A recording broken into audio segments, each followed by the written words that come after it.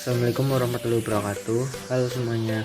Kita dari kelompok 8 mata kuliah Sistem Pengendalian Manajemen yang beranggotakan Tri Maulana Firdaus, M. Ziki Azhar, Vindi Nadira Alivia, Ari Mutmainah, dan Aryadi Purbajati. Di sini kita akan mereview kasus yang sebelumnya sudah dijelaskan oleh kelompok 7 pada perusahaan SCC. Perubahan yang terjadi di eksternal perusahaan seringkali tidak dapat dikontrol kapan akan terjadi dan tidak dapat diprediksi kapan akan berlangsung. Berdasarkan hal tersebut, karyawan seharusnya hanya dimintai pertanggungjawaban terkait hal-hal yang mampu mereka tangani sendiri tanpa bantuan pihak superior atau manajer. Organisasi yang meminta pertanggungjawaban karyawan atas faktor-faktor yang tidak terkendali biasanya menanggung biaya untuk melakukannya karena sebagian besar karyawan akan menghindari resiko. Artinya karyawan lebih suka penghargaan yang bergantung dari kinerja mereka. Oleh karena itu, faktor yang tidak terkendali bisa menyebabkan penyimpangan atau kesalahan terhadap pengukuran dan penilaian kinerja. Pada kasus Southern California Edison, faktor terbesar yang tidak dapat dikendalikan oleh perusahaan timbul karena adanya manipulasi pasar yang dihasilkan dari adanya proses deregulasi parsial yang gagal.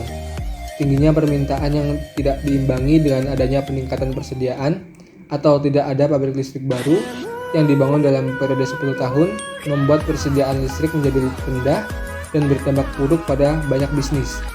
Salah satunya di perusahaan SCE ini. Faktor lainnya adalah adanya batas harga yang diberlakukan oleh pemerintah. Kebijakan peraturan negara mendorong mereka untuk menjual pembangkit listrik tenaga bahan bakar fosil serta menonaktifkan fasilitas tenaga nuklir. Oke, selanjutnya karena timbulnya berbagai masalah yang serius, membuat perusahaan SCE menjadi tidak dapat mempersiapkan diri mereka untuk menghadapi faktor yang tidak terkendali yang dapat muncul sewaktu-waktu. Akibatnya, perusahaan tidak dapat menerima uang dalam jumlah tertentu sehingga mereka menjadi tidak mampu untuk membayar bonus dalam periode tersebut. Namun, hal ini secara tidak langsung akan memaksa para karyawannya untuk ikut menanggung risiko bersama dengan para pemilik perusahaan. Oleh karena itu, perusahaan SCE ini sudah seharusnya memberikan para karyawannya tersebut kompensasi. Hal ini dikarenakan mereka telah ikut menanggung risiko bersama dengan para pemilik perusahaan, sehingga diharapkan para karyawan tersebut menjadi tidak merasa dirugikan.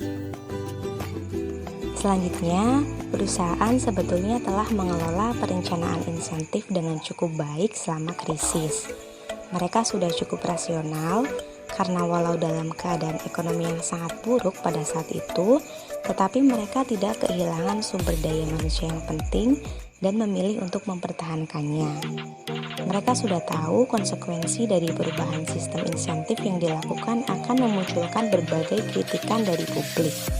Tidak hanya itu, ada juga persepsi bahwa perubahan tersebut hanya dilakukan untuk mendapatkan pembayaran akan keserakahan para eksekutif perusahaan.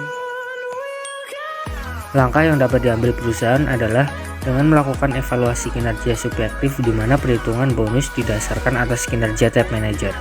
Selain itu, evaluasi kinerja subjektif dapat memiliki keunggulan yaitu tidak dapat dibantah.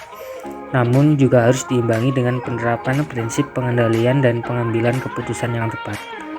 Perusahaan juga dapat melakukan standar kinerja fleksibel di mana manajer dapat mengelola atau menyeimbangkan pergerakan harga yang tidak diinginkan karena biasanya perusahaan telah menentukan harga input yang tetap. Standar kinerja fleksibel juga meningkatkan kemampuan perusahaan mengatasi variasi pada aspek penting yang mempengaruhi bisnis, menghadapi isu risiko dan pengendalian yang kompleks serta bersiap untuk mengambil tindakan preventif.